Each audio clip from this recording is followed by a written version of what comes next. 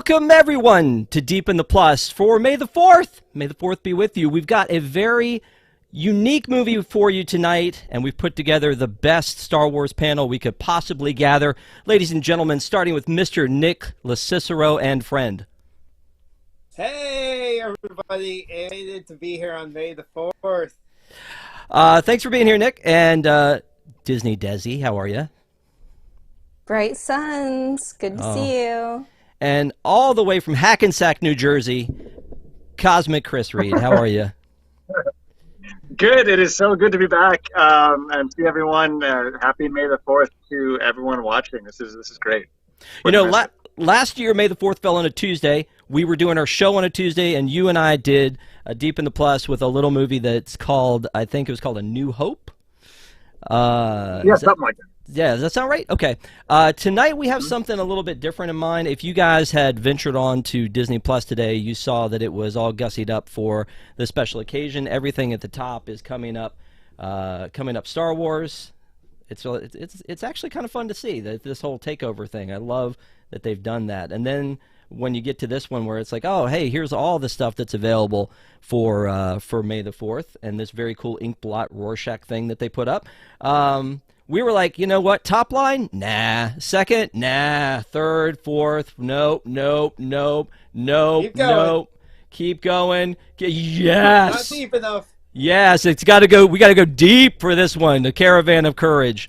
Our friend Neko, our friend, our Wigs member, she was like, you know what? May the 4th is coming up. You guys got to do Caravan of Courage. I was like, sure. I got to admit, I didn't have a good memory of these movies. But Nick, we were talking pre-show, and you said that like you watched the heck out of these.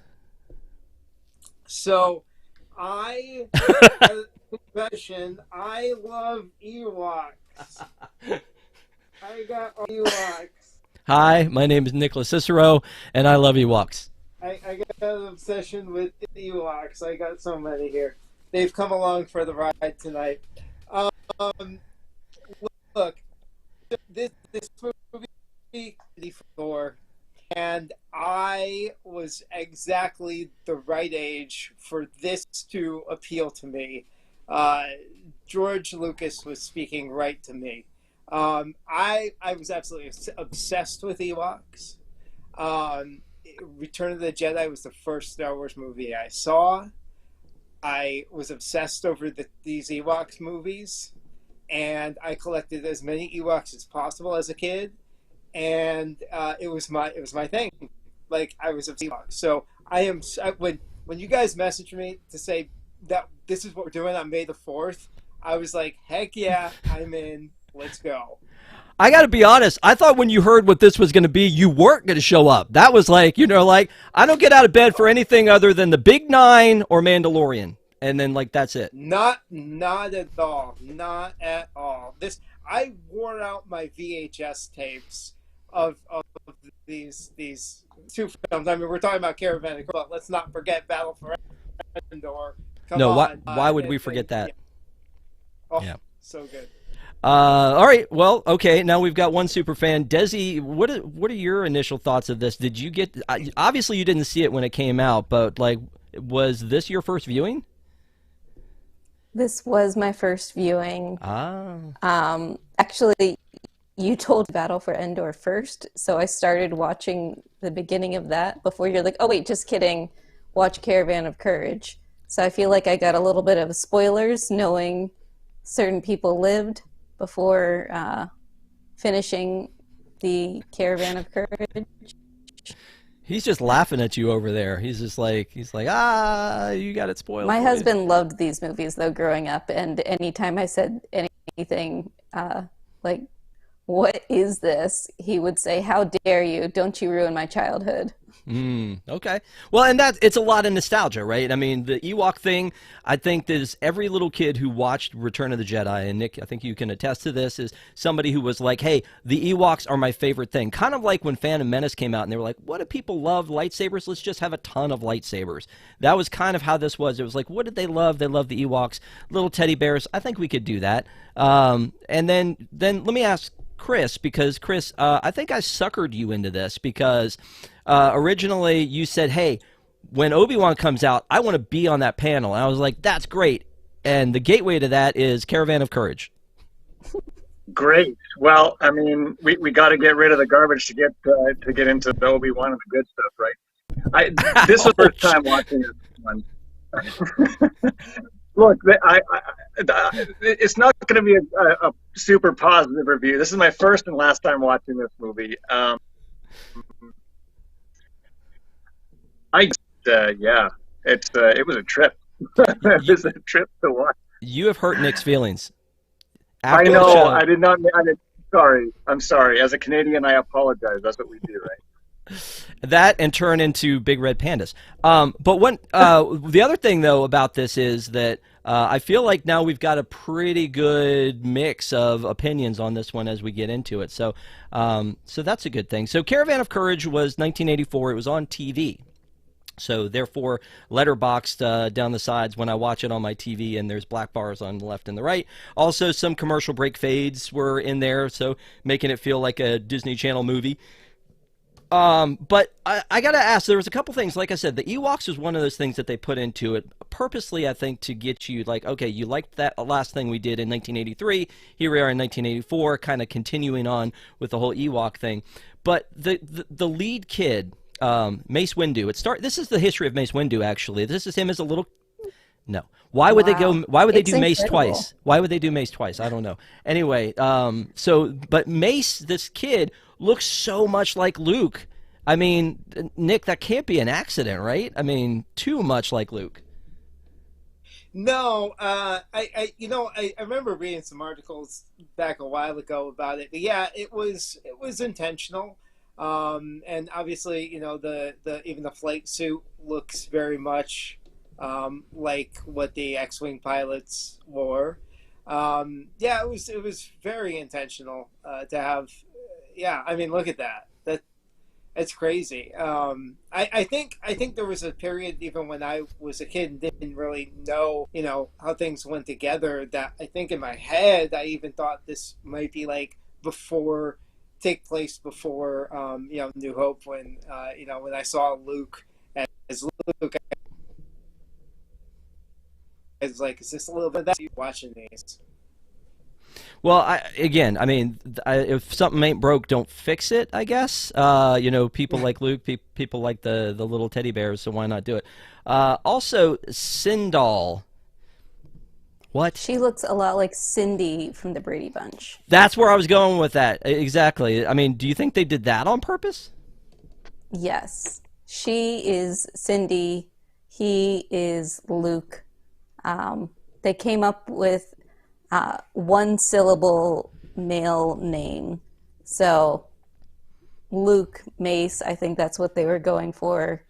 And otherwise, why the heck would some teenage kid be wearing an X-Wing pilot outfit? I doubt he was flying X-Wings at his age. Maybe I'm wrong.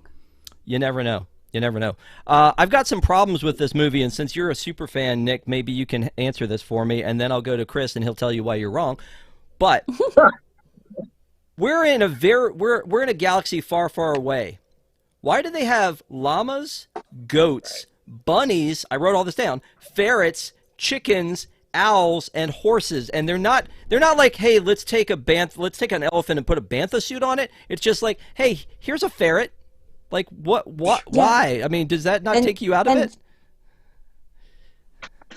Well, I think Desi was going to say this. I mean, she even says at one point, that's a horse, right? They're trying to even give them exotic names or everything. No, they're like, that's a horse. Yeah. So, look, this is not for adults to be watching in the year 2022.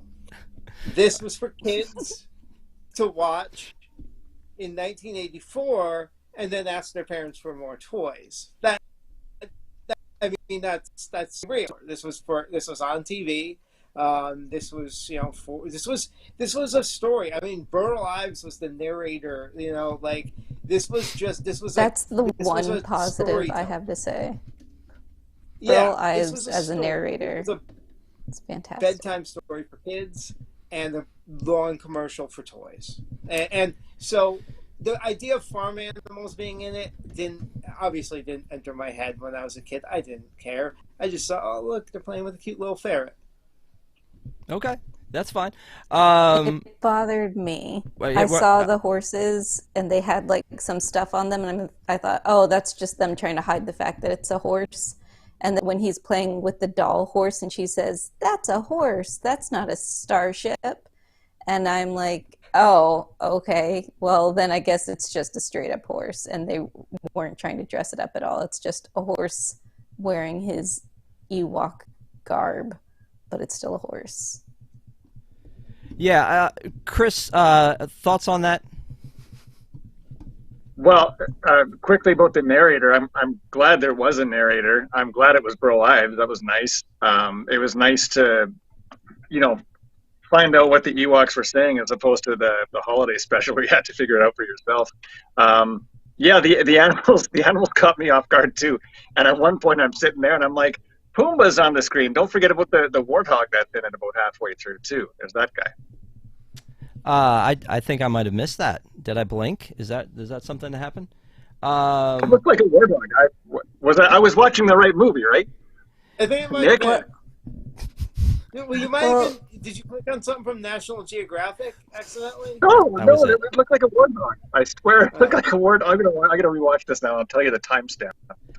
Okay, yeah. Now, Real quick, while we're on here, just go ahead and rewatch it if you don't mind. Just while we're here, that would be great. Let me point out one other thing though while we're talking about the animals. I'm jumping around, I know. We'll get back to kind of main story, but this entire hut that they've put on this poor animal's back, like, I mean, did we miss the part where they could have done like a stagecoach or something with actual like wheels and not try to kill this animal? Because it's like a big, again, I don't know what else to call it, but almost like a hut put on top of a horse, and then they just shove people into it, as many as they want.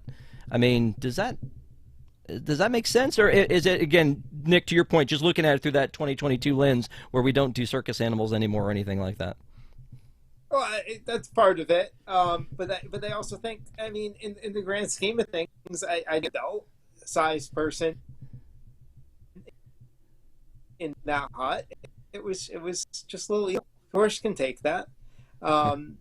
So I'm fine with that. Look, if the movie was made today, there'd be many things different, but we need to look at it the lens of 1984. Sure, they'd have CG little farm animals that look really weird running around the farm, and we'd be cool with that too, I guess. I will say this about looking at it through the lens of 1984 is that you just wanted more Star Wars. Right now, we have just an embarrassment of riches when it comes to if we want superheroes or if we want space or Star Wars or whatever. And back in the day, you just watched it once and you were done. And now, and then the idea that there's more Star Wars coming, whether it was the TV special, the Ewoks cartoons, or the holiday special, the Ewok cartoons, the droids, any of that kind of stuff. I mean, I don't know if you were this way, Nick, but any of that stuff, I was just going to lap it up because I was like, yes, please, more Star Wars. And even that wasn't seemingly enough. Of course. And I should have, you got me thinking now, I can't. That's what we do here. Right. This is a thinking person show. I'm trying to think back to the Ewoks cartoons and try to think if there were any real like Earth animals in the cartoons. I don't recall. Well, while Chris is rewatching this movie, go ahead and fire up Disney Plus. And did you find the warthog? I didn't. I don't have time to watch it. I Disney Plus and said take this off Disney Plus, and I don't see it anymore. But Neko in the chat, so it's saying that there was a big boar that attacked them midway through the movie. So I did watch the right one. It's just in there for a couple of seconds. But I guess the shot, it was like, you saw the side view, and I'm like, Pumbaa. That's where I was going. Yeah, you do not question Neko about this movie, by the way. She was the one that picked it. Yes, I thought she was. Yeah, okay, there we go. Yeah, sort of. Yeah. So you will not challenge her in any way, shape, or form about this. As a matter of fact, she and I had a chat about where exactly this falls in the canon. Because it is sort of supposed to be before Leia you know, and the whole battle for Endor. I mean, not battle for Endor. Excuse me. Definitely before Battle of Endor, Desi. But it was one of those that happens, you know, before the whole Return of the Jedi thing. But yet, like, there are the little crisp cookie things that are very much like what Leia gave to Wicket, and then there's the, you know, the language thing that sometimes they understand the language and sometimes they look like they don't. So I mean, it feels like it should take place after, because this is, you know, this is 1984. We saw Return of the Jedi. What were you going to say, Desi? I thought Cindel taught them English. Like, in the 10 minutes that I watched the Battle for Endor, Wicket was speaking in complete sentences. This is kind of like Tarzan? If this is before they meet, you know, Luke and Han and Leia, and they are still willing to string all of them up, and they don't know by the time they show up, that seems very strange to me. Yeah.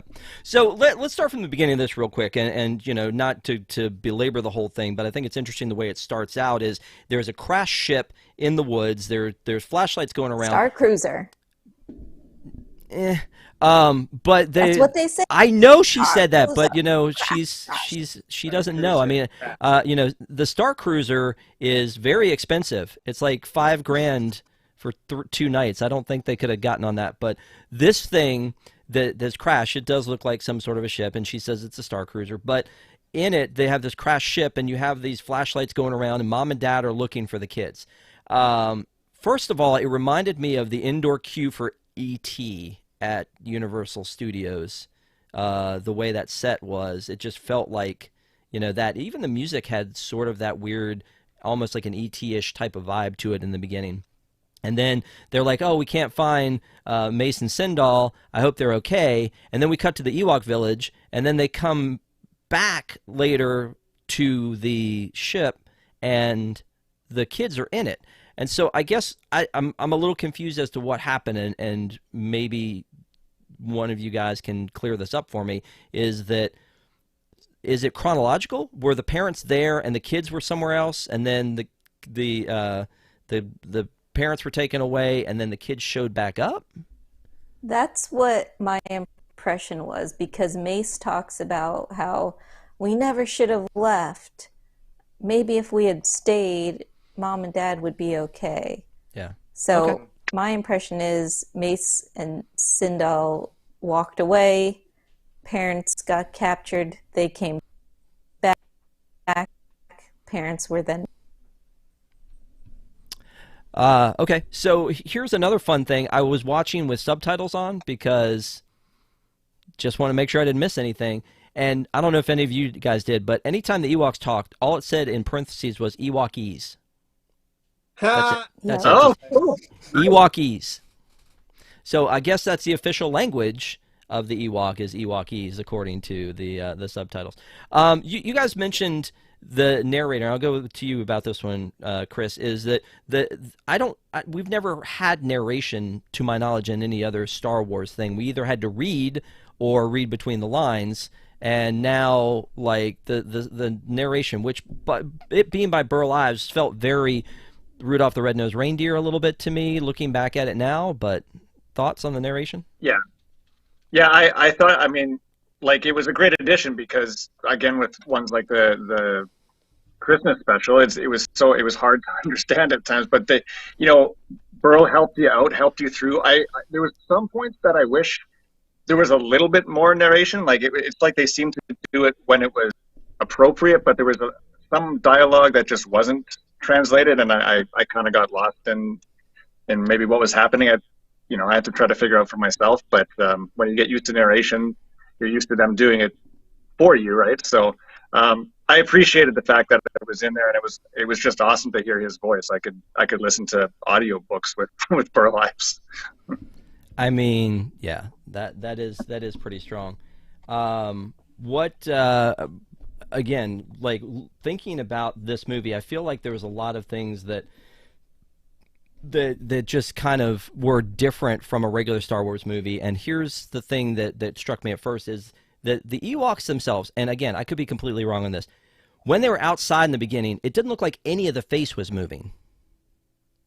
later when we have close-up shots inside, I see Ewoks, I mean, like Wicket's tongue and the eyes. But looking, I was like, was that the way it was in Jedi? And I went back and looked, and it could have been, you know, Lucas eyes where he added stuff, but like the Ewoks were blinking and stuff like that.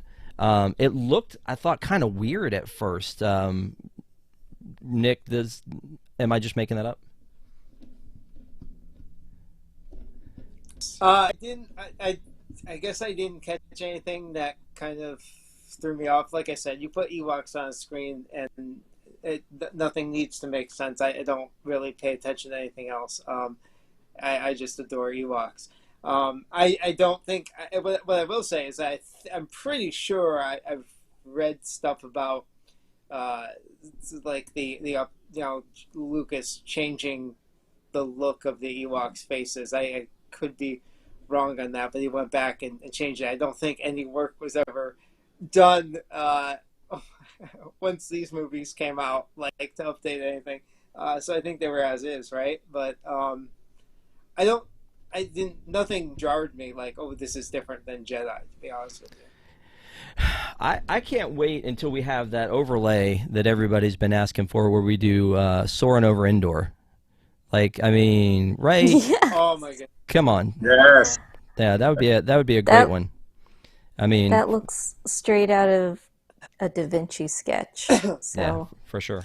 makes me wonder if Ewoks are as sophisticated and smart as Leonardo da Vinci. Yeah, absolutely. I used to make hang gliders and throw Ewoks off the porch on makeshift hang gliders. Some of them work. Most of them sent Ewoks to their demise. But I used to have fun doing that because I always wanted to recreate Ewoks hang gliding, and so I try to get them to hang glide. If you have $32, Nick, you can go to eBay. And you can get this Endor Adventure with the hang glider. Look at that. Wow. This is an old school Micro Machines action fleet. $32. Go ahead and pick it up. I don't know who this eBay vendor is, but yeah, it's a steal. Yeah, I mean, I think that like that's the first time I saw the animal thing, which was when the goat was chewing the rope and went from like 0 to gnawed his way through it like that.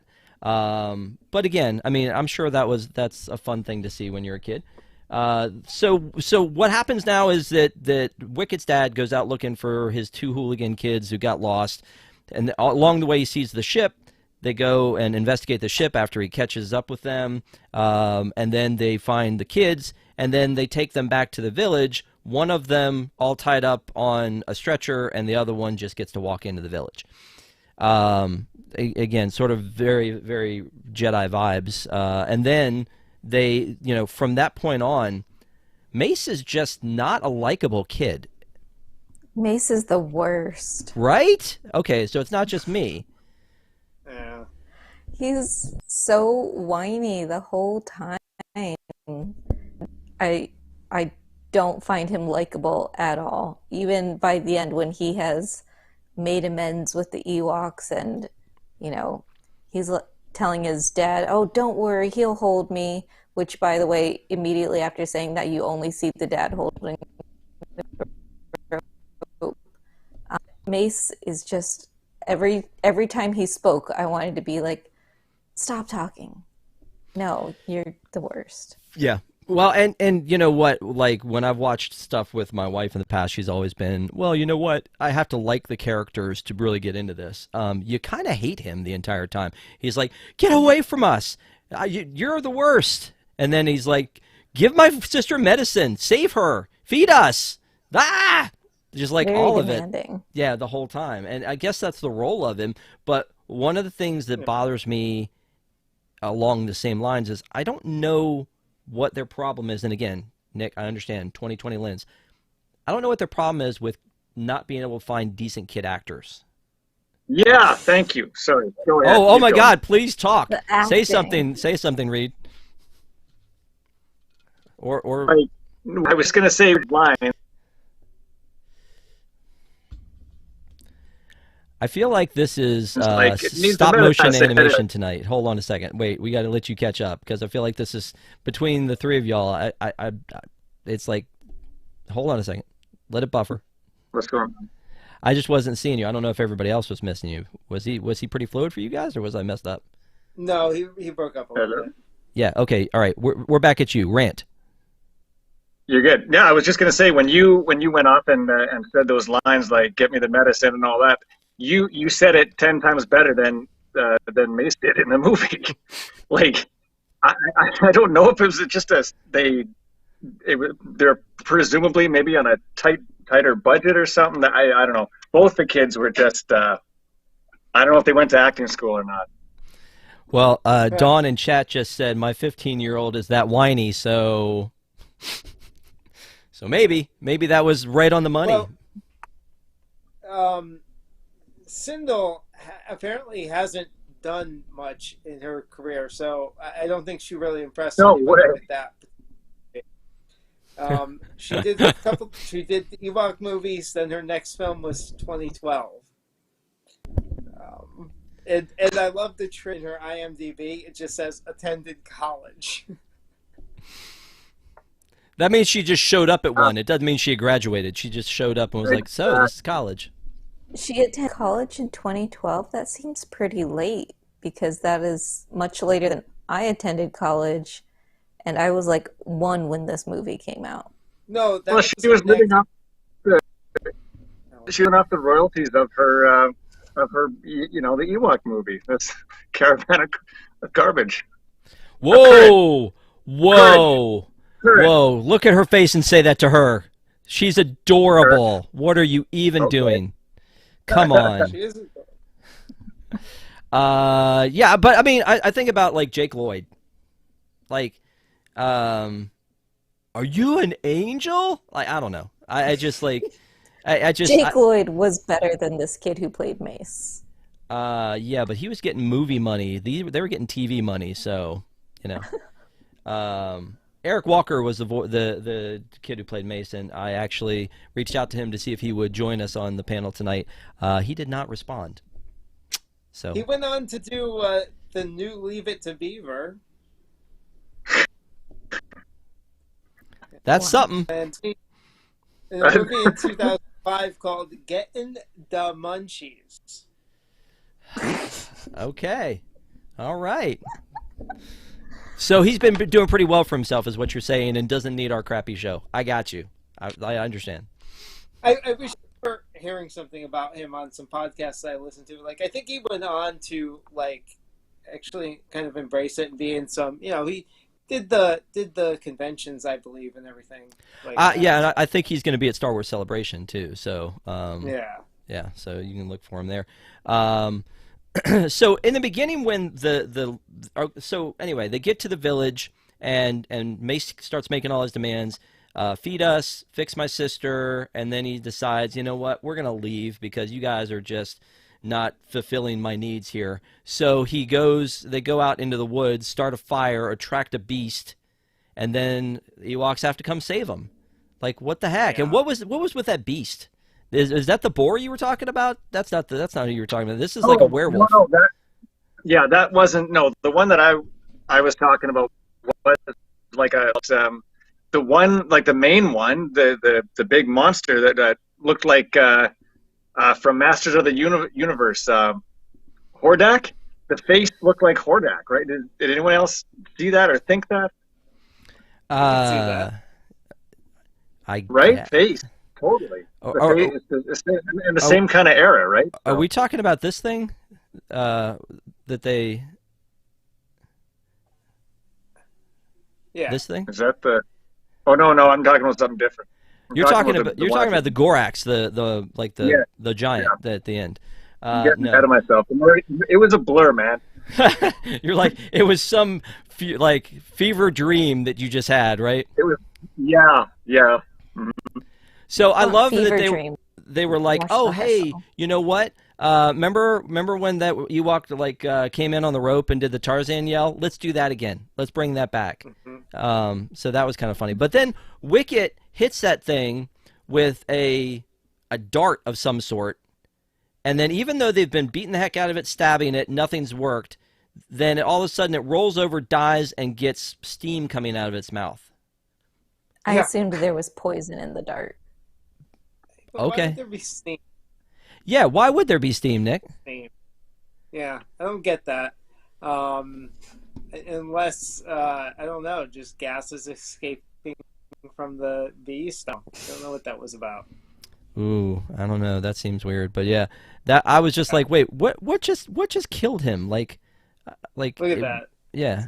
It had to So be Maybe it was mechanical. some kind of thing that it was a boiled steam eggs, engine. and that's why he's steaming from the mouth. Yeah. Another thing, Star Wars wise, that this movie kind of addressed for us is yes, you can run out of lasers. Right?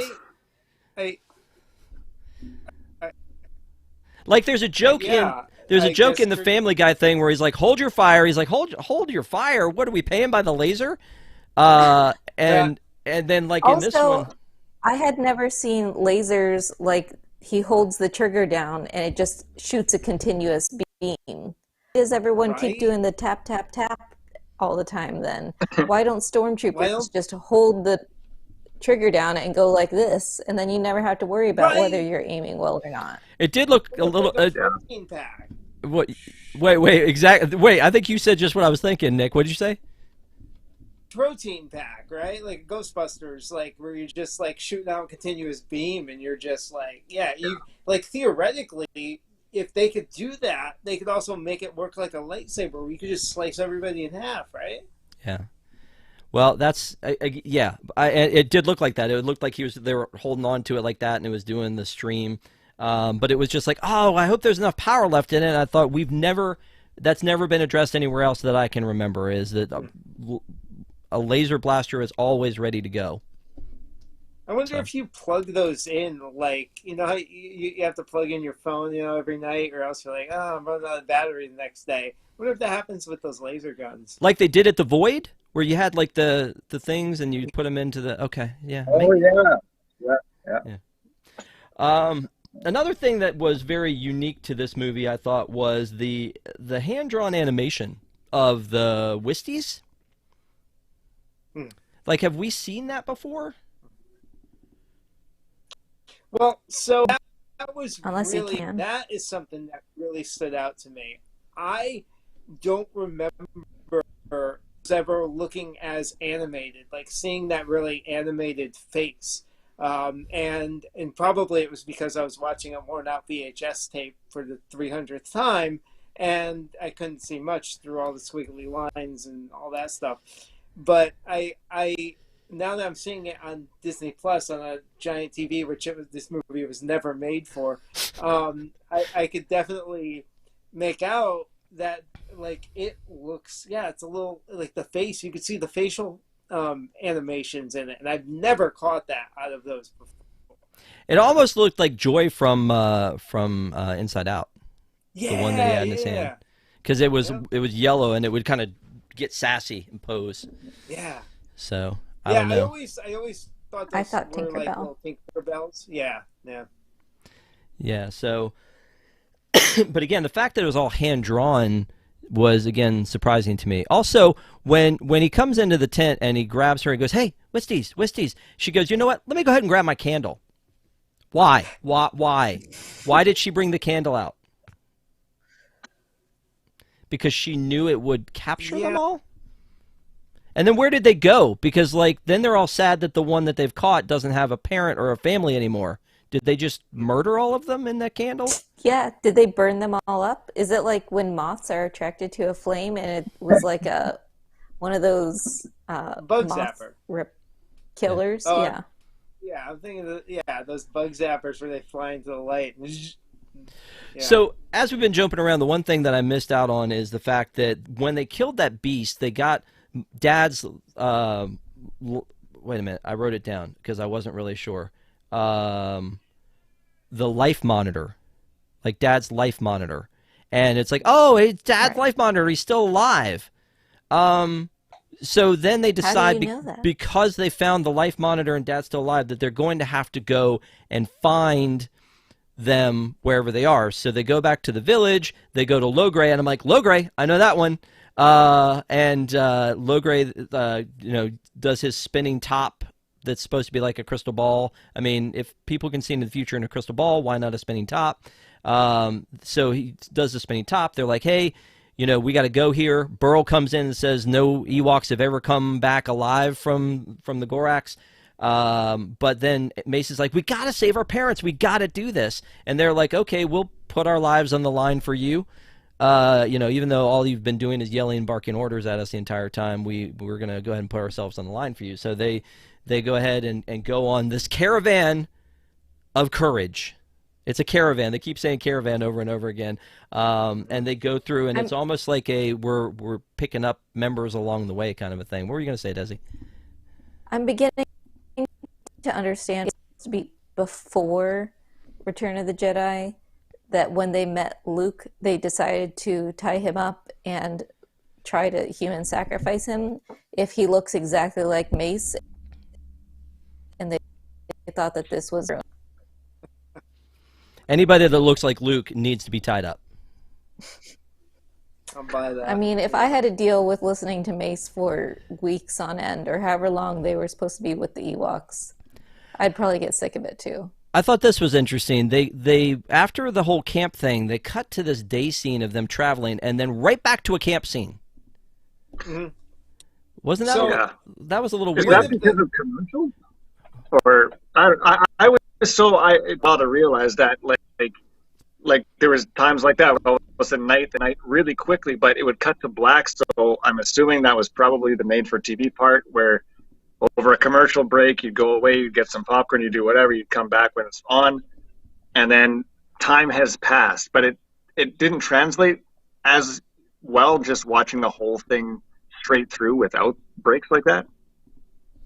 Yeah, Nick, what were you going to say? Well, I think one of the problems that I did have, believe me, as much as I do love the Ewoks in this movie, as a child watching it now, I noticed my biggest issue with this movie was there was a lots of boring space of nothing. There was lots of journeying, lots of walking through the woods, lots of those transition shots that just went on forever. And I think Chris might think because it's a made-for-TV movie, things need to be built in for you to get up and grab a snack or go to the bathroom or whatever. And I also think because it was made for TV, they had to hit a very certain time on running time on the movie. So they probably put whatever story is in there, then filled it out with, okay, we need 13 seconds of them walking through the woods to get us to the next commercial break. And I think that might play into it a little bit, but maybe toss in some more of Burl Lives, write some narration so I can at least listen to him talk while they're walking through the desert. So here's another. Can I ask why there was a desert on the forest moon of Endor? I mean, like different ecosystems. It's not the forest/desert moon of Endor. It's just the forest moon of Endor. Yeah. So is there like a part of Tatooine with a big forest on it? Yes, there is. It's on the underside. So one of the other things you were talking about, like, is necessary to stretch for time or whatever. Mace getting into trouble for no particular reason. Like when he saw the little thing in the tree, you're like, see, I know what this is going to be. You shouldn't. No, don't do that. What was his reason for doing that? Did he want to go get that for Cindel because he thought it was cute? Did he want to go kill it? Did he want to strangle it? I feel like he's that kind of kid. But like, I don't know what was it that drew him to the tree, which then caused the problem because the monster comes out and bites him and all that. Same thing with tapping the water. He clearly knew there was a problem there with the water, but for some reason, I just want to tap it. And then when he taps it, he gets sucked underneath. He was hungry. He wanted to get that tree creature and eat it, and he probably was looking in the water maybe for some fish or something because the Ewoks' food didn't look that good. So it didn't look like much substance for a human. So okay. I bet he was just hungry. I'll buy every bit of what you just said, Nick. I'm going to look at you as the authority on this panel and say that that's absolutely what happened. I wouldn't be surprised if he roasted up one of those horses. a deleted scene. Yeah, that's a true thing. So they're taking this journey. They've got everybody together. They finally get to Gorax's. They have to cross the desert, as Desi said. They get to Gorax's, I guess, castle, the big mountain, and then they have to find a way in. Which, you know, that was interesting. They find a way in. They use that laser. Come on! I hope if I shake it a little bit, maybe it's got a little bit more gas in it. They blow the mountain out, and then they get inside, and they're like, hey, okay, you kids stay here at the base of the mountain inside this cave. No problem there. And then they go on their merry way, and they get to the part with the spider. So Reed is on the same page with me, I think, with this one. So, I mean, it looks like that gorge scene in A New Hope where Luke and Leia go from one ledge to the other, but instead of there being a rope, there is actually a huge spider web. And then as they start to cross it, a spider drops down, just minding its own business, and then Mace just kills it, sends it over. And then another one comes, which is bigger and badder, but instead of killing it at first, they just hypnotize it, and then they send it over the edge. But is that the same one that then attacks the kids? Because is that what happened? Falling down a chasm in Star Wars means nothing. You don't die from it. Okay. So, yes, obviously it's the same one. Okay, Chris, I feel like you've got thoughts. Share some thoughts with us. Oh, I thought that whole thing was hilarious, and the seeing I think it probably was Wicket, right? He was under the spider, and he had those two little, I don't know, sticks or something. He's just going like this, and just like shred. He's like just murdering this giant spider. I've never seen the Ewok do that before. Never thought I would, but I'm so glad I saw this movie, and there we go. There it is. There it is. Yeah, it was something. So they get through this cave of wonders, and they get to find Mom and Dad, and they're in a cage. Why didn't this dude eaten them already? I mean, is that what he was supposed to be doing? Because they were sitting there the whole time. He's sitting at the table gnawing on a bone when he's got some fresh meat, no matter how small it is, sitting in this little bird cage. Like, was that what was going to happen? Or were they his pets? Maybe he just... You know how, like, little kids might go out and they find, like, a lizard or something, and they come home and they put them in, like, a jar, and they're like, oh, now I've got this pet lizard. Is that what the parents were? Like, he had no intention of actually eating them. He's just like, look, I got these cute little humans. I'm going to here in this cage. Maybe. If that's the case... He was eating them. I think, I mean, remember the Wampa. The Wampa was saving Luke for later.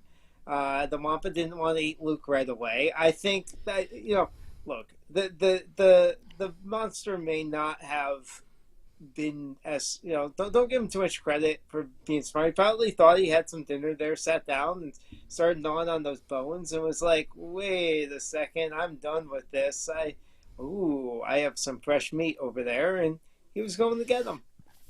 Reed, is this the guy you were talking about? Coincidentally. Yeah. Okay, and you said he looked like who? Yeah, that Hordak from Masters of the Universe. Okay. Hordak. It totally has the same kind of face. Like, they're related. So, yeah, so they save the parents. I love how they go up and they get up into the cage, and Mace is like, all right, I'm going to go down first. Dude, you just got here. Let mom go down first. So weird. Yeah. This is where he says, "It's okay, Dad. He'll catch me, or he'll let me down." And then he goes down, but you see only the dad is holding the rope. So I didn't understand the point of that. There was no reason for both the Ewok and Mace to go up there. Like, none. They didn't plan that out very well, did they, Nick? No. So they're about to get out scot-free, but the one Ewok is like, no, let me stay here and cause trouble. And then Mace goes back to save him, and then we're supposed to see that there's a bond between the two of them. And then they almost make it out. They knock the Gorax down a trench, but to your point, Desi, somehow like that he's back. And so he gets back up and tries to get the kids, who are standing at a very open chasm behind them, but they decide to back up against the wall instead and not run back through the chasm where they won't be caught. Maybe that's just me. I've had a lot of experience running from giants, so that's why I was like, dude, it's right there, it's right behind you. So then, once they get through all that, they Mace uses his axe throwing skills and throws the axe, and the guy just gave him this axe. It was his dying gift, and he throws it away like it's nothing. Come on, Mace, be better. So he throws the axe, knocks him down. We assume he's gone forever now, and then they go back and they have an Ewok celebration the way that we do, and Burl gives us some nice words about family and courage. Don't blow past the fact that they had to kill off an Ewok. They decided on a children's television movie, made for TV movie, to kill an Ewok.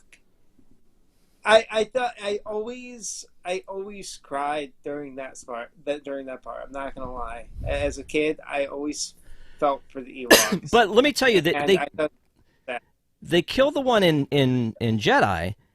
But to me, that's much sadder when it's like the two Ewoks, and he's like, "Come on, get up, and I'm just like, it kills me. That one It just broke that my one heart. kills Yeah. me. This one, yeah, I mean, it was something, but I don't know. It didn't hit me as hard as the other one did. No, it's pretty unnecessary to kill another Ewok. Like, Yeah. There's no reason for that. Have the Ewok be the hero and throw the axe. I don't know. Can I ask you guys a question? Do you feel like you know this movie pretty well at this point? Yeah. Nope. Do you feel like you know it well enough to take on some trivia? No. Yes! God, no. Do you feel like I'm the person to give the trivia? I'm not sure that's the case. You're going to give us the trivia whether we want it. We have somebody who knows this movie better than you, Nick. Better than any of us on this panel. Our good friend Neko. Yay! Hold on a second. I got her muted. She's been sitting in a box just judging you guys. You're back on. Can we hear you? Hi, guys. She's just been judging the heck out of all of us the entire night because of what we do or do not know about this movie. She was probably sitting there going, nope, wrong, the whole time. But Neko has some trivia for you guys if you guys are ready for it. Let's do it. All right. What were the names of the parents? Mom and Dad? The names were said Miss exactly Senior. once on screen, dialogue, and then they were shown in the opening credits. I think you're going to have to tell them. I don't think they know. And when I say they, I mean Jeremit? me too. Jeremit and Katerin. Yeah, you know what? The Jeremit one I did see in the subtitles. But what was the mom's name again? Katerin. I thought it was, okay. I think I do remember them saying the mom's name, and I thought it was like Katerine. Yeah. It's pronounced really weird. Because it's the whole, they're normal names but slightly off. Okay. All right. So what's your next one for us? How many children did Deej have? 4? Yes. Wow. Okay. Weechie, Little, Wicket, and they never named the baby. Aww. She's the captain now. All right. This one should be an easy one. What was in Mace's rock? An arrowhead. Arrowhead, yeah. Yep. Yeah, an arrowhead. Okay. What was the I'm name feeling of really the good about this. Tinkerbell. I know the answer to that one, but that's just because that one hit me weird. Ezerina. Mm-hmm. Uh, All right. So now we have the hard one. oh boy. Oh, no. What did each of the 8 of the caravan have as their items?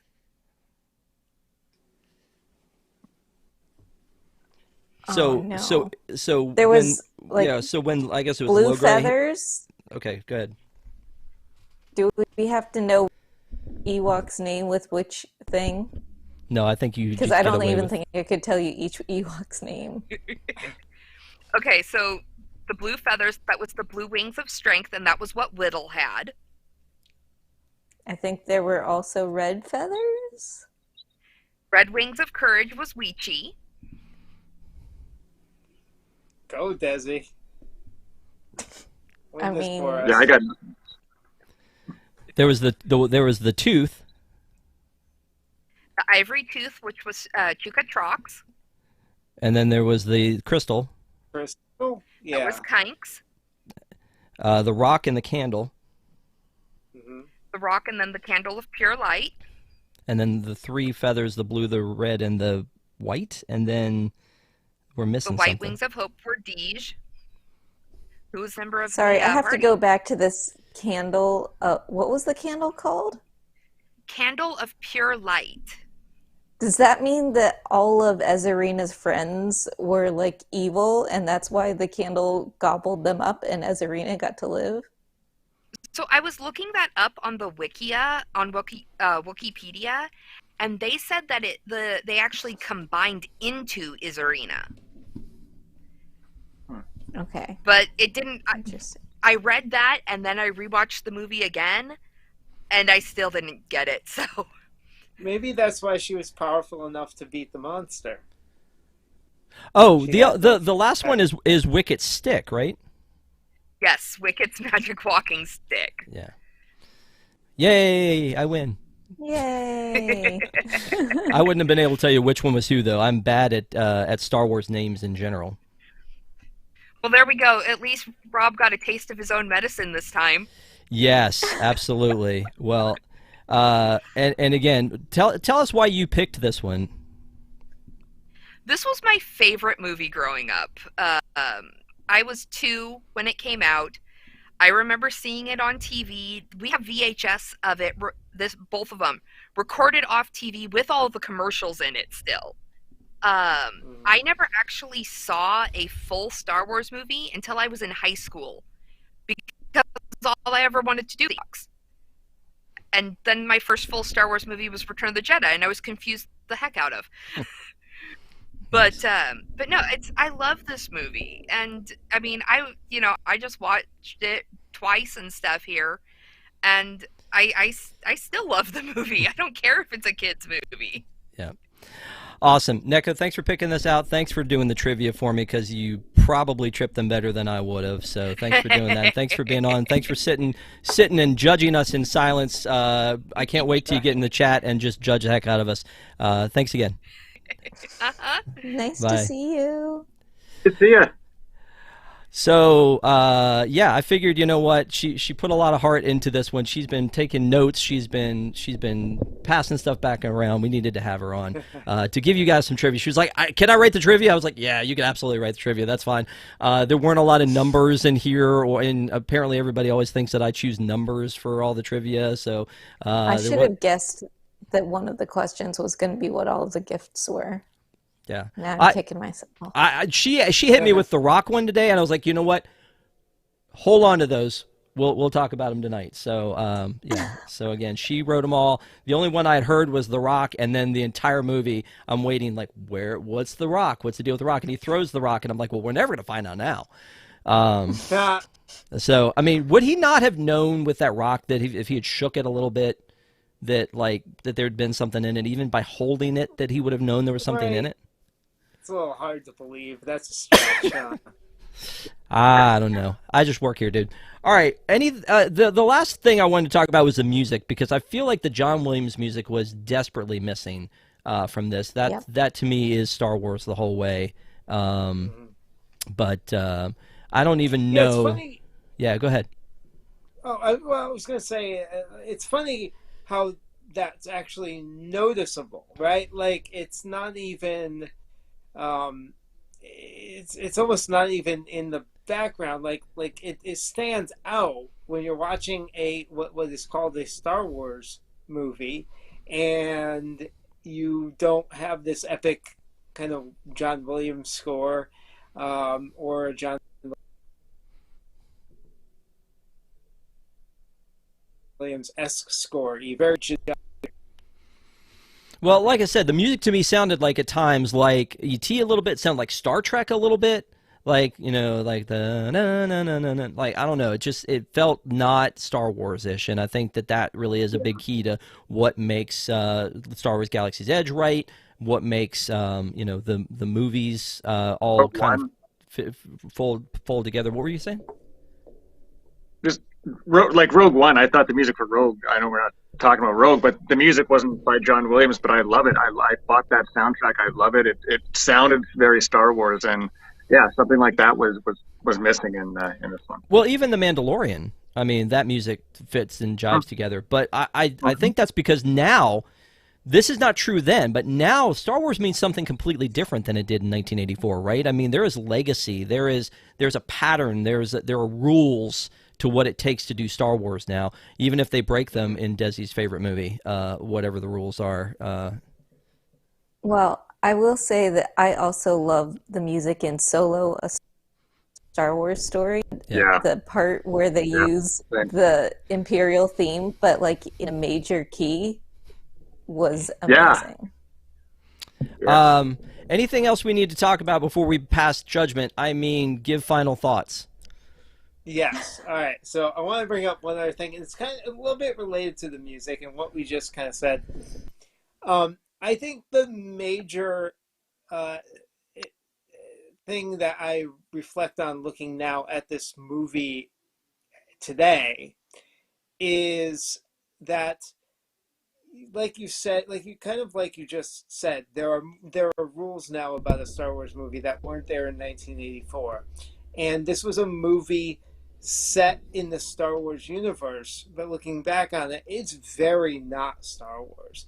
In fact, I would say this is more fantasy adventure in like Lord of the Rings-ish.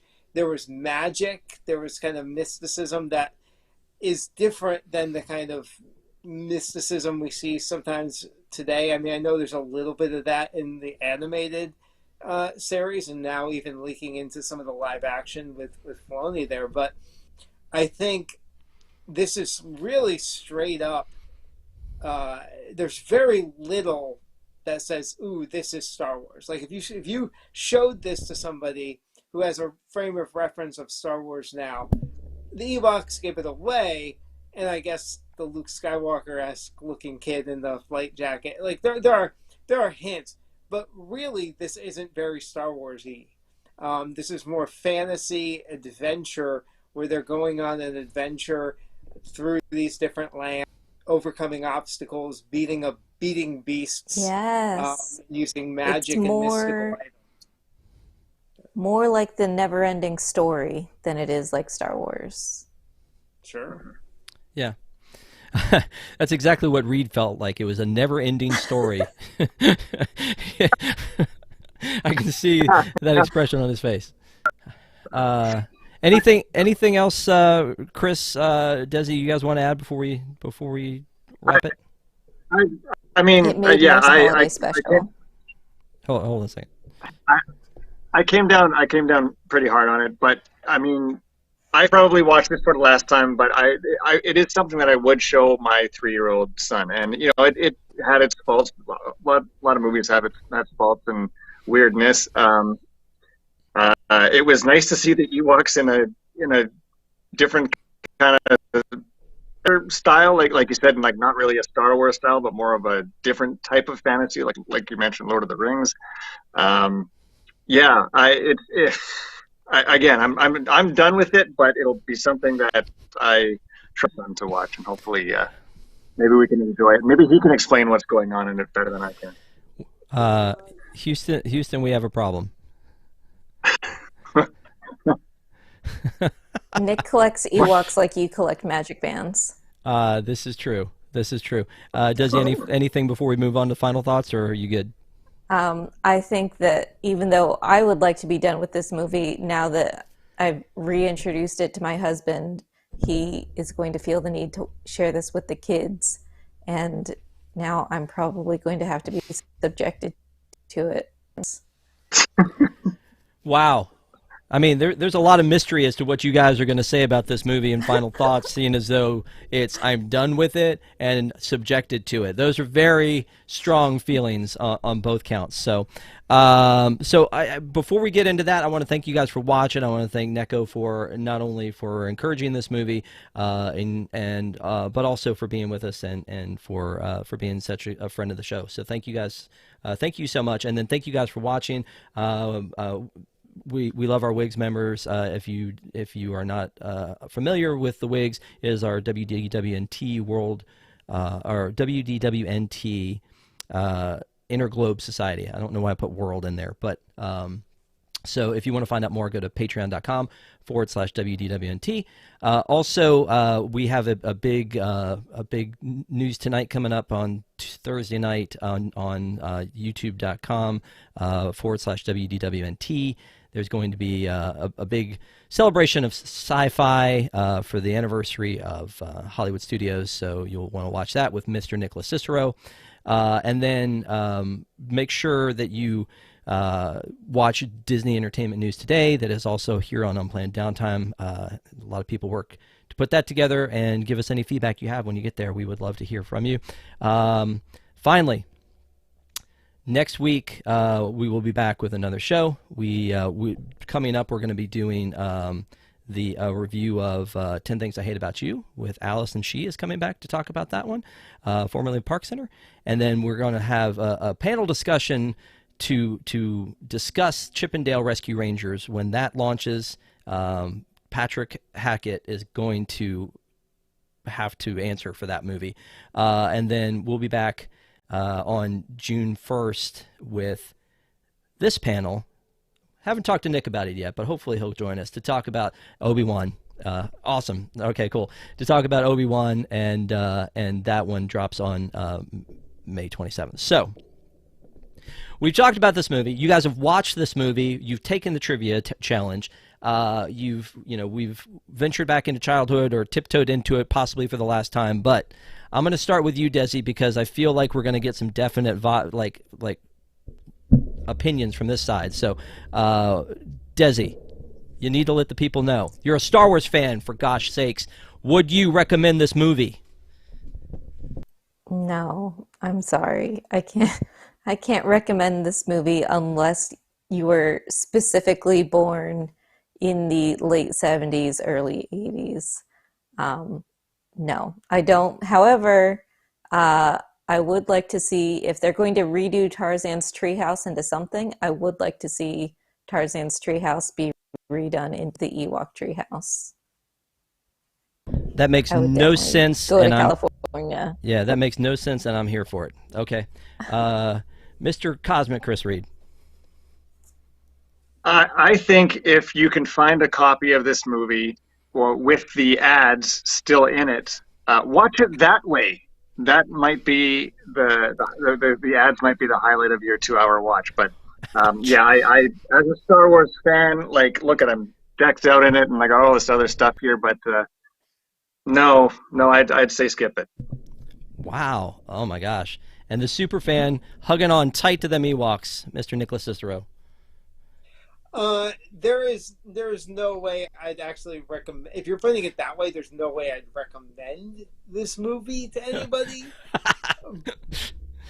But again, like I said, this is a movie of its time. I adored this movie as a kid. I was really afraid of this movie as a kid. Actually, I remember this one in the Battle for Endor, watching it like under the blanket, like peeking out when the scary monsters came out. Like, yeah, but it's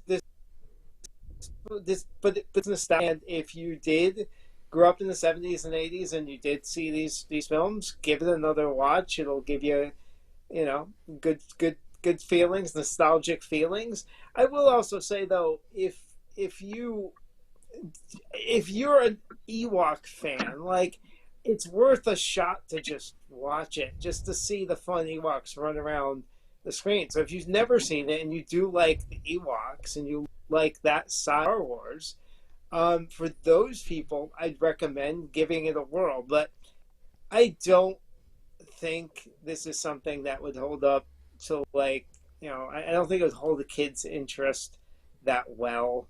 I really don't. But yeah, that's my thoughts. But it was fun watching it. Am I, you know, am I going to put it on even though it, 40 years ago? No, I'm barely going to watch it. Probably never watch it again in my life, and I'd be okay with that. I have my memories. Okay. Well, I appreciate it. I'm going to go ahead and we're going to pull Neko back up because I think we need to hear from her what she thinks, what she would recommend. Would you recommend this movie? I gotta go with Nick. If you've got kids, it's a great kids movie. But yeah, I mean, it does fit with Star Wars. If you love Ewoks, you gotta watch them. But other than that, you gotta take it more as a fantasy kids movie and not Star Wars. But I still think that they're worth watching. All right, thanks a lot. All right, let's go ahead and say I'm going to say the same thing here. I'm going to go ahead and say that I wouldn't recommend this movie to anybody. And if you're a diehard Star Wars fan and you've watched it all, you've watched Rebels, you've watched Clone Wars, you've watched Mandalorian, Boba Fett, and the upcoming Obi-Wan, and you have nothing left, go back and watch these movies. But I would even recommend the Ewok cartoon before I would recommend this one, just because that's another something fun to watch. So hopefully Desi will get stuck having to watch that. I did want to share one, because Nick's been holding on to all his Ewoks. One thing that I have, which I don't know if anybody else remembers these. Do you remember Mighty Mugs? Yeah. So I have this Mighty Mug of Tebow, which is not Tim Tebow, but it's Tebow. Because I don't have a bunch of huggable Ewoks, because I've lost out. I mean, I would love to have Ewoks. So Nick, if I could have some of those, that'd be great. You seem to have too many. Well, I have all. They came out with this line over a few years, like this store and stuff. So I bought all those, and then I had the Bigfoot Wicket too. Don't you have the Bigfoot Wicket? That's relatively. Oh no, I should probably get. I have the Bigfoot Rocket. I should probably get the Wicket. Yeah. Yeah, and okay, so thank you guys for spending May the 4th with us. Thank you guys out there for doing it. Thank you on the panel, because you guys are super diehard fans. You could have spent your May the 4th anywhere else out, at a big Star Wars dance competition. You could have been in the parks. You could have been in Galaxy's Edge. But thank you guys for spending it here with us on Deep in the Plus. We appreciate you. We will be back next week. Thank you guys for watching. Thank you guys for being on the panel. We'll see you guys next time.